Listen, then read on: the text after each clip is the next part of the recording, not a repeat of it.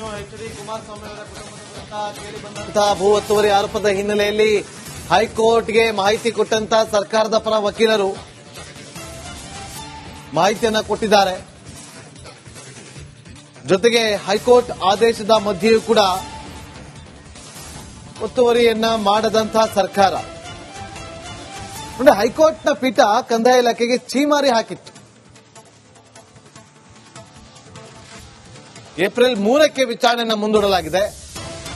ಅವತ್ತು ಯಾವ ರೀತಿಯಾಗಿ ವಾದ ಪ್ರತಿವಾದವನ್ನ ಆಲಿಸುತ್ತೆ ವಿಭಾಗೀಯ ಪೀಠ ಅನ್ನೋದು ಕುತೂಹಲ ಕೆರಳಿಸ್ತಾ ಇದೆ.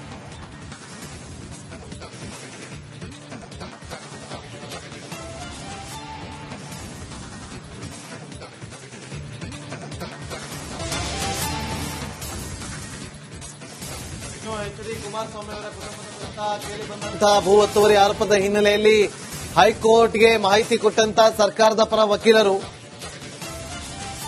ಮಾಹಿತಿಯನ್ನ ಕೊಟ್ಟಿದ್ದಾರೆ. ಜೊತೆಗೆ ಹೈಕೋರ್ಟ್ ಆದೇಶದ ಮಧ್ಯೆಯೂ ಕೂಡ ಒತ್ತುವರಿಯನ್ನ ಮಾಡದಂತಹ ಸರ್ಕಾರ. ಹೈಕೋರ್ಟ್ನ ಪೀಠ ಕಂದಾಯ ಇಲಾಖೆಗೆ ಛೀಮಾರಿ ಹಾಕಿತ್ತು. ಏಪ್ರಿಲ್ 3ಕ್ಕೆ ವಿಚಾರಣೆಯನ್ನು ಮುಂದೂಡಲಾಗಿದೆ. ಅವತ್ತು ಯಾವ ರೀತಿಯಾಗಿ ವಾದ ಪ್ರತಿವಾದವನ್ನ ಆಲಿಸುತ್ತೆ ವಿಭಾಗೀಯ ಪೀಠ ಅನ್ನೋದು ಕುತೂಹಲ ಕೆರಳಿಸ್ತಾ ಇದೆ.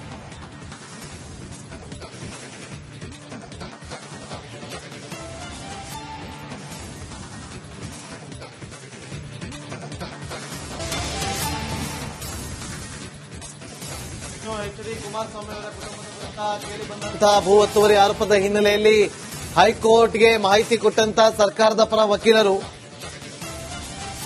ಮಾಹಿತಿಯನ್ನ ಕೊಟ್ಟಿದ್ದಾರೆ. ಜೊತೆಗೆ ಹೈಕೋರ್ಟ್ ಆದೇಶದ ಮಧ್ಯೆಯೂ ಕೂಡ ಒತ್ತುವರಿಯನ್ನ ಮಾಡದಂತಹ ಸರ್ಕಾರ. ಹೈಕೋರ್ಟ್ನ ಪೀಠ ಕಂದಾಯ ಇಲಾಖೆಗೆ ಛೀಮಾರಿ ಹಾಕಿತ್ತು. ಏಪ್ರಿಲ್ 3ಕ್ಕೆ ವಿಚಾರಣೆಯನ್ನು ಮುಂದೂಡಲಾಗಿದೆ. ಅವತ್ತು ಯಾವ ರೀತಿಯಾಗಿ ವಾದ ಪ್ರತಿವಾದವನ್ನ ಆಲಿಸುತ್ತೆ ವಿಭಾಗೀಯ ಪೀಠ ಅನ್ನೋದು ಕುತೂಹಲ ಕೆರಳಿಸ್ತಾ ಇದೆ.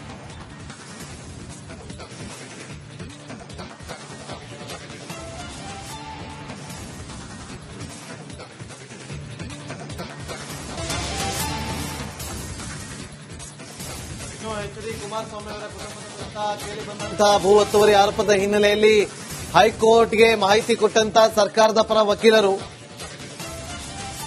ಮಾಹಿತಿಯನ್ನ ಕೊಟ್ಟಿದ್ದಾರೆ. ಜೊತೆಗೆ ಹೈಕೋರ್ಟ್ ಆದೇಶದ ಮಧ್ಯೆಯೂ ಕೂಡ ಒತ್ತುವರಿಯನ್ನ ಮಾಡದಂತಹ ಸರ್ಕಾರ. ಹೈಕೋರ್ಟ್ನ ಪೀಠ ಕಂದಾಯ ಇಲಾಖೆಗೆ ಛೀಮಾರಿ ಹಾಕಿತ್ತು. ಏಪ್ರಿಲ್ 3ಕ್ಕೆ ವಿಚಾರಣೆಯನ್ನು ಮುಂದೂಡಲಾಗಿದೆ. ಅವತ್ತು ಯಾವ ರೀತಿಯಾಗಿ ವಾದ ಪ್ರತಿವಾದವನ್ನ ಆಲಿಸುತ್ತೆ ವಿಭಾಗೀಯ ಪೀಠ ಅನ್ನೋದು ಕುತೂಹಲ ಕೆರಳಿಸ್ತಾ ಇದೆ.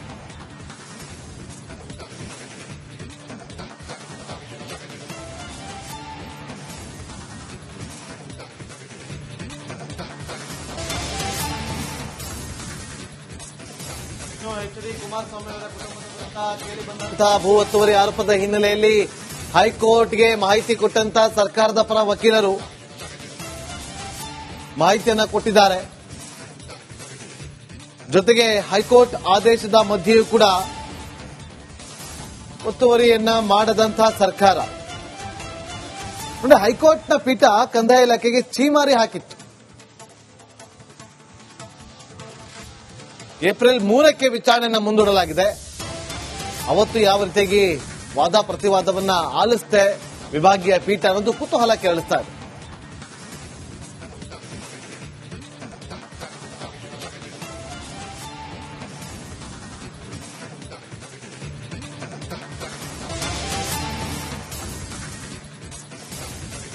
ಕುಮಾರಸ್ವಾಮಿ ಅವರ ಕುಟುಂಬದ ಕೇಳಿ ಬಂದಂತಹ ಭೂ ಒತ್ತುವರಿ ಆರೋಪದ ಹಿನ್ನೆಲೆಯಲ್ಲಿ ಹೈಕೋರ್ಟ್ಗೆ ಮಾಹಿತಿ ಕೊಟ್ಟಂತ ಸರ್ಕಾರದ ಪರ ವಕೀಲರು ಮಾಹಿತಿಯನ್ನ ಕೊಟ್ಟಿದ್ದಾರೆ. ಜೊತೆಗೆ ಹೈಕೋರ್ಟ್ ಆದೇಶದ ಮಧ್ಯೆಯೂ ಕೂಡ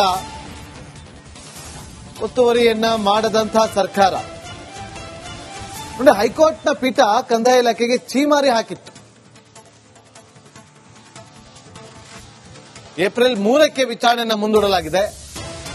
ಅವತ್ತು ಯಾವ ರೀತಿಯಾಗಿ ವಾದ ಪ್ರತಿವಾದವನ್ನ ಆಲಿಸುತ್ತೆ ವಿಭಾಗೀಯ ಪೀಠ ಅನ್ನೋದು ಕುತೂಹಲ ಕೆರಳಿಸ್ತಾ ಇದೆ.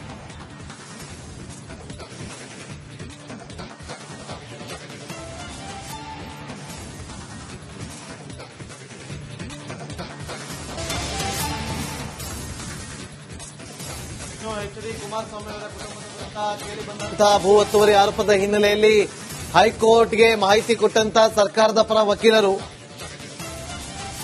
ಮಾಹಿತಿಯನ್ನ ಕೊಟ್ಟಿದ್ದಾರೆ. ಜೊತೆಗೆ ಹೈಕೋರ್ಟ್ ಆದೇಶದ ಮಧ್ಯೆಯೂ ಕೂಡ ಒತ್ತುವರಿಯನ್ನ ಮಾಡದಂತಹ ಸರ್ಕಾರ ಹೈಕೋರ್ಟ್ನ ಪೀಠ ಕಂದಾಯ ಇಲಾಖೆಗೆ ಛೀಮಾರಿ ಹಾಕಿತ್ತು. ಏಪ್ರಿಲ್ 3ಕ್ಕೆ ವಿಚಾರಣೆಯನ್ನು ಮುಂದೂಡಲಾಗಿದೆ. ಅವತ್ತು ಯಾವ ರೀತಿಯಾಗಿ ವಾದ ಪ್ರತಿವಾದವನ್ನ ಆಲಿಸುತ್ತೆ ವಿಭಾಗೀಯ ಪೀಠ ಅನ್ನೋದು ಕುತೂಹಲ ಕೆರಳಿಸ್ತಾ ಇದೆ.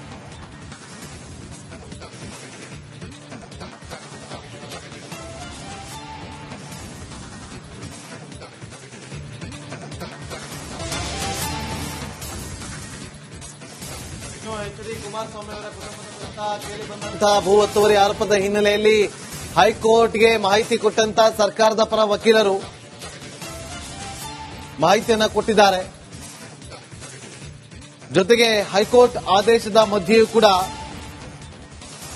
ಒತ್ತುವರಿಯನ್ನ ಮಾಡದಂತಹ ಸರ್ಕಾರ ಹೈಕೋರ್ಟ್ನ ಪೀಠ ಕಂದಾಯ ಇಲಾಖೆಗೆ ಛೀಮಾರಿ ಹಾಕಿತ್ತು. ಏಪ್ರಿಲ್ 3ಕ್ಕೆ ವಿಚಾರಣೆಯನ್ನು ಮುಂದೂಡಲಾಗಿದೆ. ಅವತ್ತು ಯಾವ ರೀತಿಯಾಗಿ ವಾದ ಪ್ರತಿವಾದವನ್ನ ಆಲಿಸುತ್ತೆ ವಿಭಾಗೀಯ ಪೀಠ ಅನ್ನೋದು ಕುತೂಹಲ ಕೆರಳಿಸ್ತಾ ಇದೆ.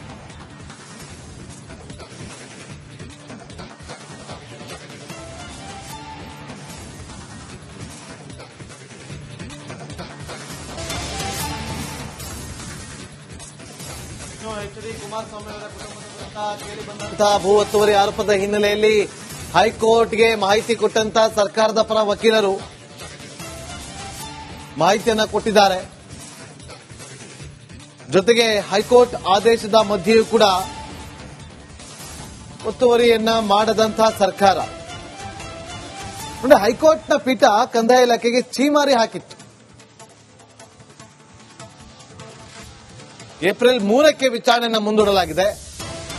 ಅವತ್ತು ಯಾವ ರೀತಿಯಾಗಿ ವಾದ ಪ್ರತಿವಾದವನ್ನ ಆಲಿಸುತ್ತೆ ವಿಭಾಗೀಯ ಪೀಠ ಅನ್ನೋದು ಕುತೂಹಲ ಕೆರಳಿಸ್ತಾ ಇದೆ.